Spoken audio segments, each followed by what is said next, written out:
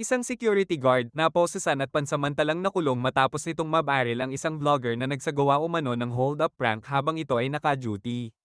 Ayon sa pahayag ng security guard, bigla umanong pumasok ang vlogger sa establisimyento at nagkunwaring mangho-hold up. May sumigaw pa umano ng walang gagalaw. Dahilan upang isipin ng gwardya na totoong banta ang sitwasyon. Dagdag pa ng SG, nagtangkang bumunot ng kung ano ang vlogger mula sa kanyang bag, kaya agad siyang rumesponde at pinaputukan ito sa paa upang mapigilan ang umano'y krimen. Matapos ang insidente, saka lamang sinabi ng vlogger na prank lang umano ang lahat at pagkain lamang ang laman ng kanyang bag. Agad naman siyang dinala sa ospital at mabuti na lamang at hindi sa ulo o katawan tinamaan ang bala. Sa kabila nito, mahigpit na nanawagan ang security guard at ang kanyang kampo na huwag gawing content o prank ang mga taong naka-duty, lalo na ang mga may hawak na baril, dahil maaari itong magdulot ng seryosong kapahamakan.